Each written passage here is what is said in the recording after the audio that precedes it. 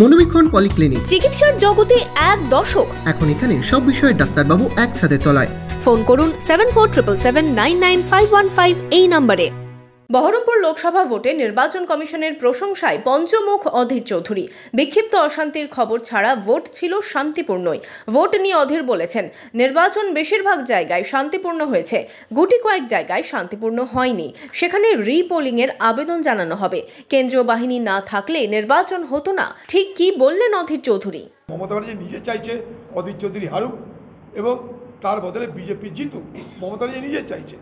সেই জায়গায় দাঁড়িয়ে যেভাবে প্রশাসনকে ব্যবহার করার চেষ্টা করা হয়েছে, সেই ব্যবহার তারা সেভাবে করতে পারেনি। এটা আমি দায়িত্ব নিয়ে বলতে পারি। যেটা মমতা ব্যানার্জি চেয়েছিল, মমতা ব্যানার্জি সেগুড়ে বালি দিয়ে দিয়েছি আমরা। মমতা ব্যানার্জি পুলিশ যেটা চেয়েছিল সেটা তারা তাদের মতো করে করতে পারেনি।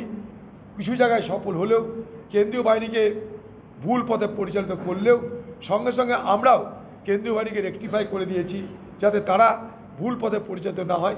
শারীরিকভাবে আবার বলছি যে গুটি কয়েক ঘটনা বাদ দিয়ে এই বহরমপুর লোকসভা নির্বাচনে এখনকার পর্যন্ত আমরা দেখতে পাচ্ছি যে ভোট শান্তিপূর্ণ হয়েছে।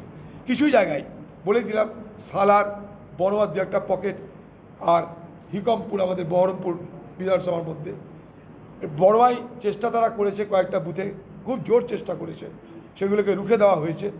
এখন শেষ পর্যন্ত কতটা রুখতে পেরেছে আমার কাছে পূর্ণাঙ্গ তালিকা আসুক, তারপরে বলবো। তবে নিশ্চয় কিছু বুথে আমরা রিপোলিংয়ের দাবি করব।